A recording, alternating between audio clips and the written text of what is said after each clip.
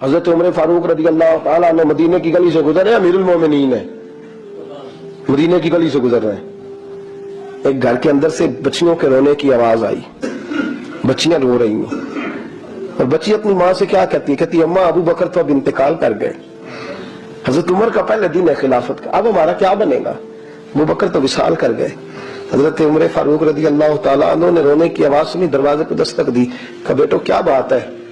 تو بچیاں کہنے لگی عمر ہمارے ابا جی ہماری 10-15 بکریاں ہیں، تمہارے والد صاحب ان کا دودھ دھو کے بیچا کرتے تھے، گزارا ہو جاتا تھا، جس دن ابا جی فوت ہوئے تو اس دن سے لے کر ابو بکر صدیق روز عصر کے بعد آیا کرتے تھے، ہماری بکریوں کا دودھ دھو کے دیتے تھے، کچھ ہم پیتی تھی، کچھ بیچ لیتی تھی، گزارا چلتا تھا۔ جس دن ابو بکر صدیق خلیفہ بنے تو ہم نے جا کے کہا ابو بکر اب کون دودھ دھوئے گا؟ تو سیدنا صدیق اکبر رضی اللہ تعالیٰ عنہ نے فرمایا بیٹے پہلے تو میں مرضی سے خدمت کرتا تھا، اب تو مصطفیٰ کی امت کی نوکری میری ڈیوٹی بن گئی ہے، تو میں آؤں گا۔ بچیاں رو رہی ہیں، حضرت عمر کو بتاتی ہیں، کہتی ہیں ابو بکر چلے گئے ہیں تو ہم پریشان ہیں، یتیم ہیں، لوارث ہیں، بھائی کوئی نہیں، کون آئے گا، کون دیکھ بھال کرے گا؟ حضرت عمر فاروق گھٹنوں کے بل زمین پہ بیٹھ گئے، ان چھوٹی چھوٹی بچیوں کو سینے سے لگایا، فرمانے لگے میں ابو بکر کا کیا کروں، میرے لیے رستے بڑے مشکل کر گیا ہے، میں اس کے کس بادشاہ وقت ہو کے وہ غریبوں کے گھروں میں آ کے ان کی بکریوں کا دودھ بھی دوتا تھا، امیر المومنین ہو کے یہ رنگ بھی تھا، پر میں بیٹیوں فکر نہ کرنا، جب تک عمر زندہ رہے گا، عمر آتا رہے گا، یہ نوکری کرتا رہے گا۔ کچھ دن بیتے تو حضرت عمر فاروق کو یاد آیا اوہو مدینے میں ایک بوڑھی اماں بھی رہتی ہے جس کا کوئی گھر کا کام کرنے والا نہیں، اور جس بی بی کا کوئی بال بچہ نہیں اور آنکھوں سے بھی وہ نابینی ہے۔ حضرت ابو بکر صدیق رات کے سناٹے میں جایا کرتے تھے، اس کے گھر میں جھاڑو دیتے تھے، یہ بادشاہ ہے، اس کی فقیری کا رنگ دیکھو، اس کو کنویں سے پانی بھر کے لا کے دیتے تھے، اور یہ لفظ آپ سنیں گے تو حیران ہو جائیں گے۔ اس بوڑھی اماں کے لیے نا ایک کونے میں گھر میں دور بار سیل میں ایک جگہ کھود دی تھی جہاں وہ بی بی پخانہ اور پیشاب کرتی تھی۔ امیر المومنین حضرت ابو بکر صدیق رات کو جاتے تھے اور اس کا وہ پخانہ وہاں سے اٹھا کے باہر پھینک کے آیا کرتے تھے۔ اس عورت نے پیغام بھیجا کہ عمر سے کہو میری بھی ڈیوٹیاں تو نے سر انجام دینی ہے۔ عمر فاروق ساری رات کام کرتے، سناٹا گہرا ہوتا تو جھاڑو دبایا بغل میں اور عمر فاروق نکلے ہوئے، اس بی بی کے گھر میں جھاڑو دیا جا رہا ہے۔ حضرت انس بن مالک فرماتے ہیں میں نے آخری عمر میں بھی اس بوڑھے عمر کو دیکھا ہے، اس بڑھاپے میں بھی میں نے اس شخص کو دیکھا ہے کہ جب وجود کمزور ہو گیا، داڑھی سفید ہو گئی، لیکن پھر بھی اس کا انداز نہیں بدلا، اس نے ساری زندگی بادشاہی میں فقیری کر کے گزار دی، یہ پھر بھی کسی کے گھر میں جھاڑو دیتا ہے، کسی کی بکریوں کا دودھ دھوتا ہے، یہ کسی غریب میرے دوست یہ۔ اور جب سیدنا فاروق اعظم رضی اللہ تعالیٰ عنہ خطبہ دینے بیٹھتے تو کپڑے پھٹے ہیں، پیبند لگے ہیں، مزاج سادہ ہے، بڑا مال آیا ہے، بڑا مال، لیکن تقسیم کر دیا، اور یہی انداز آگے اپنے گورنروں کو دیا۔ حضرت سعید بن عامر رضی اللہ تعالیٰ عنہ آپ کے گورنر ہیں، حمص کے گورنر ہیں، جب لسٹ آئی نا غریبوں کی، حضرت عمر نے کہا کہ حمص کے جتنے غریب لوگ ہیں ان کی لسٹ بنا کے بھیجو، ان کو چندہ لگانا ہے۔ 17ویں 18ویں نمبر پر حضرت سعید بن عامر کا نام بھی آ گیا، گورنر صاحب کا۔ تو حضرت عمر نے سوچا شاید کوئی اور سعید بن عامر ہے، فرمانے لگے یہ کون ہے؟ جس کی ڈیوٹی لگائی تھی اس سے کہنے لگے یہ سعید کون ہے؟ تو کہا حضرت جی ہمارے صوبے کا گورنر۔ تو فرمایا اس کی لسٹ فقیروں میں؟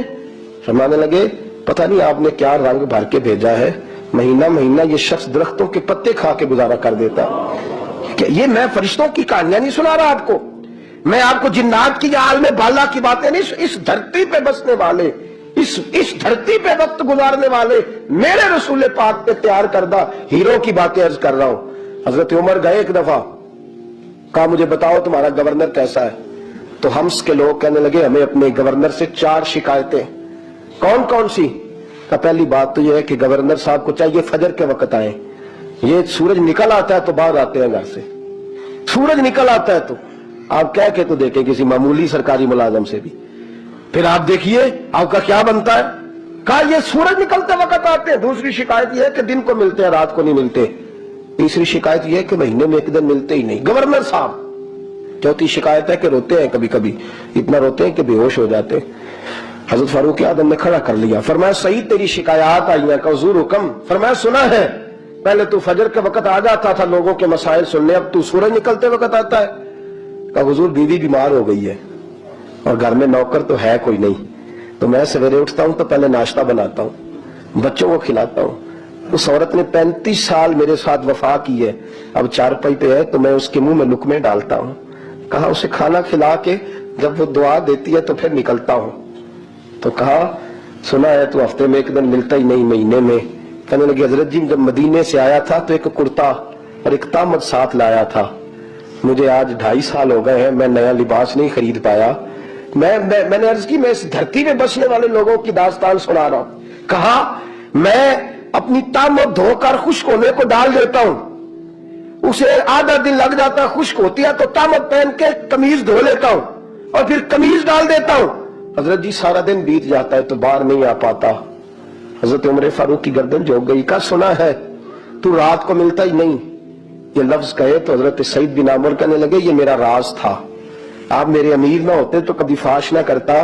दिन मैंने बंदों के लिए रखा है, रात अपने रब के लिए रखी हुई है। मैं रात की तन्हाइयों में अपने करीम की बारगाह में जाता हूं और मैं सारे दिन के गुनाहों की माफी मांगता हूं, मैं अपनी गलतियों की तलाफी का सवाल करता हूं, उसके हुजूर जाता हूं, उसे दुखड़े सुनाता हूं, रात मेरी उसके लिए बीत जाती है।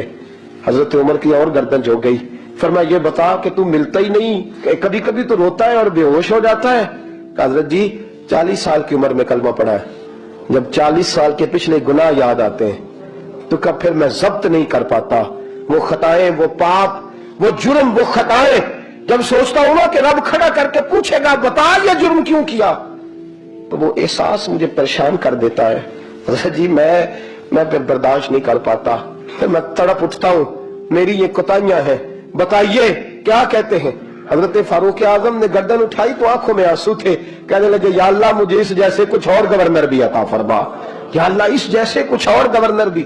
अजीजों अपना हाल क्या है। मुल्क शाम जब फतह हुआ तो हजरत साद बिन अबी वकास रदी अल्लाह तआला अन्हु कहते हैं कि कुछ लोग मुझे कहने लगे कि हम आपसे मामला तय नहीं करेंगे, हम जजिया देंगे, टैक्स देंगे, इस्लामी हुकूमत के जरिए असर आएंगे, लेकिन आपसे मामला तय नहीं करेंगे, अपने अमीर को बुलाइए।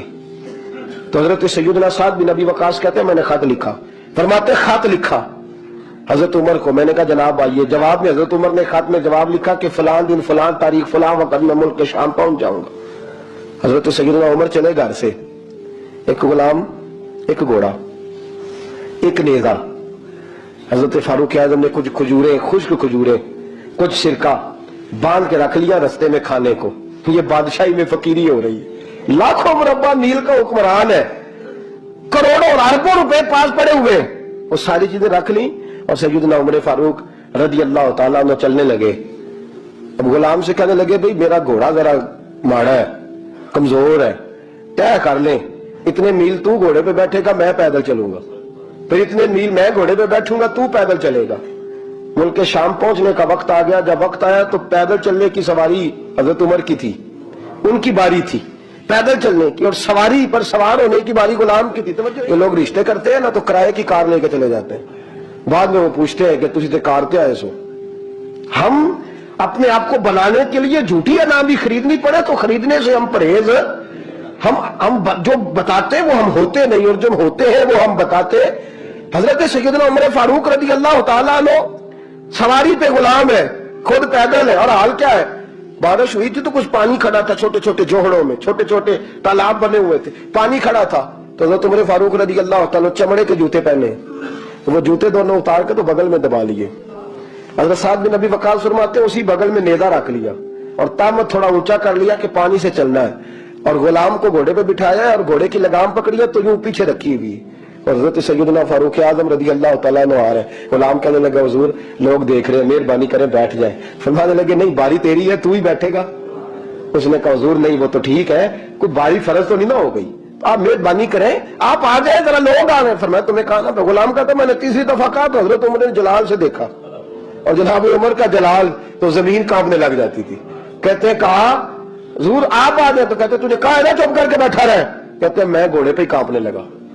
गुलाम अब हजरत साद बिन अबी वकास कहते हैं सूरज गुरूब हो रहा था, शुआएं पानी में पड़ रही थी, हजरत उमर पानी से, मैंने गौर से देखा तो दौड़ा गया, جا کے نا بچے نہیں مشورہ دیتے ابا جی کو, ابا جی اج نہیں کری دا, دور بدل گیا جی.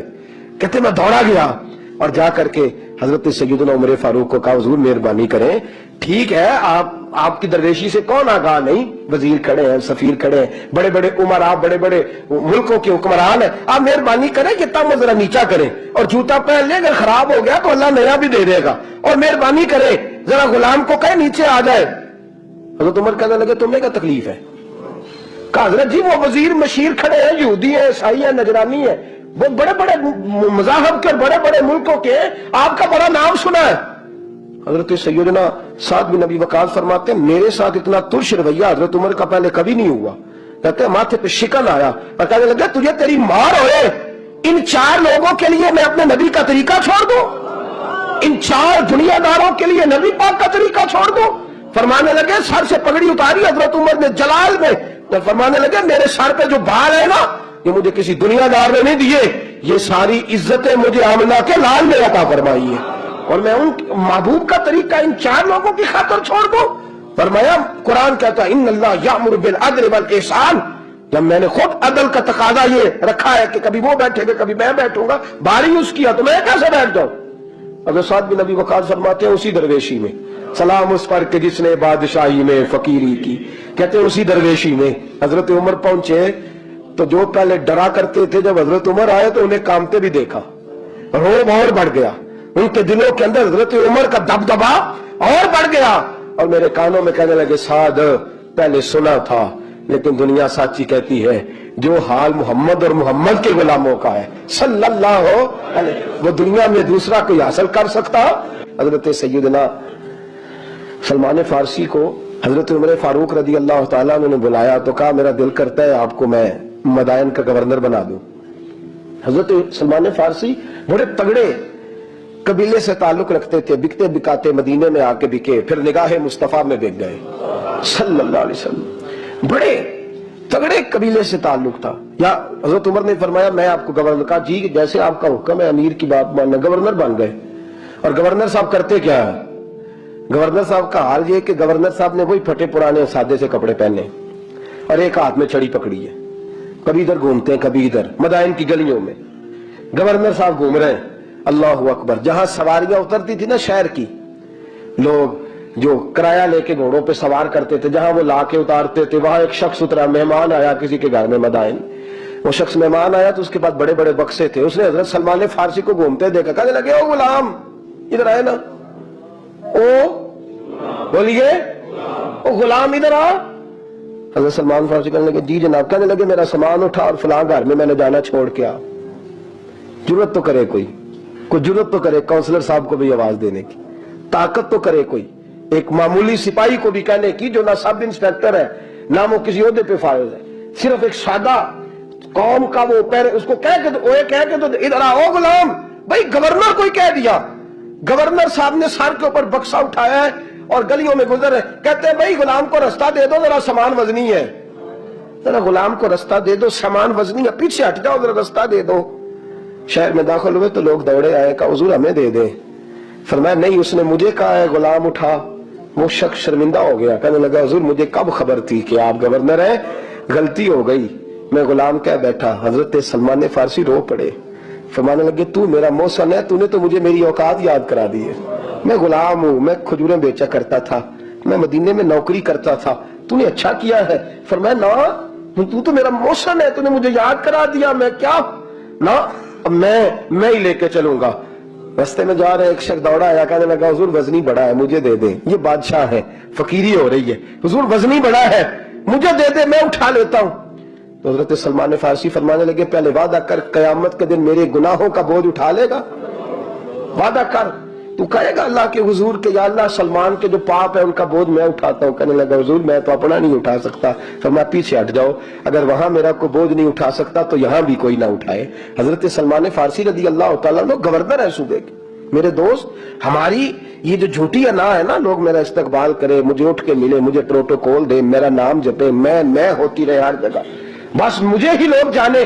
اور میرے عزیز اس دھندے سے باہر آ, نفس پرستی کس جنگ سے نکل آ, اپنے مزاج کی قلت سے نکل آ، اپنے آپ کو جو بات نہیں بھی آتی ہوتی اس میں بھی ہم دخل دے کے اپنا کوئی نہ کوئی پیغام اور جملہ ضرور بیان کرنا چاہتے ہیں. بھئی ہمارا بھی نام لکھ لو، ہم بھی شامل ہیں، ہمیں بھی پتہ ہے اس گورکھ دھندے کا کچھ نہ کچھ، ہمیں بھی شامل کر لو. یہ نفس پرستی کی جنگ ہے، اس سے نکلو. اگر رب کریم نے بادشاہی دی ہے تو اس میں فقیری کرو.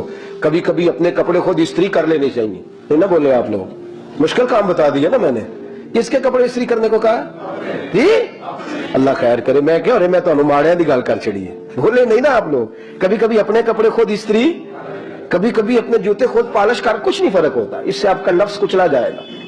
کبھی کبھی نا، کبھی کبھی باوجود موٹر سائیکل اور گاڑی کی موجودگی میں پیدل سفر کر لینا چاہیے، کچھ نہیں فرق ہوتا. کبھی کبھی کوئی آدھا کلو چینی پکڑ کے دکان سے خود اپنے، کوئی نہیں کہنے لگا کہ غریب ہو گئے، دیکھو جی انہیں آدھا کلو کھانڈل، کہنے دو کو کہتا ہے. کچھ نہ کچھ اپنے نفس پہ بوجھ ڈالیں. بھئی کبھی کبھی آپ بھی، کبھی کبھی جو آپ کا ملازم ہے نا گھر میں، اس کو بٹھا کے کہا کریں بیٹھ یار میرا دل کرتا ہے میں تمہیں چائے بنا کے دوں. کبھی کہا کریں گھر والوں کو بیٹھو آج میں تمہیں کھانا گرم کر کے دے دیتا ہوں. کچھ فرق نہیں آنے لگا، عزت شان میں کوئی کمی نہیں آنے لگی. کبھی کبھی یہ کام، وہ جو گھومنے والی کرسی رکھی ہوئی ہے نا جس پہ بیٹھ کے ہم حساب کرتے ہیں، کبھی کبھی اس پہ کسی غریب کو بھی بٹھا کے دیکھیں، کچھ نہیں فرق آنے لگا. یہ نفس پر کچھ کوڑے برسائے تاکہ یہ کچھ سمجھدار ہو جائے. یہ جو ہم نے بڑی لمبی چوڑی اپنے لیے جھوٹی انار کے دروازے کھول رکھے ہیں، یہ روز ہمیں دور کر رہے ہیں. جو نفس پرستی کی جنگ ہوتی ہے یہ بندے کو اللہ کے دروازے سے دور لے جاتی ہے. یہ نبی پاک کی محبت دل سے نکالتی ہے. یہ ذہن کے اندر اچھی سوچ نہیں آنے دیتی. ذہن میں جب بھی کوئی بات آتی ہے بری آتی ہے. تکبر اور غرور والے جو لوگ تھے نا ان کا کبھی کچھ نہیں ہو سکا. جس نے کہا ہے مجھے چودھری صاحب کو، وہ بیچارہ اسی چکر میں رہا ہے اور لوگ آگے گزر گئے ہیں. جس نے کہا ہے مجھے سیٹھ صاحب کو، وہ اسی گڑبڑ میں رہا ہے اور لوگ آگے بیت گئے ہیں. دنیا میں کوئی پیشہ برا نہیں.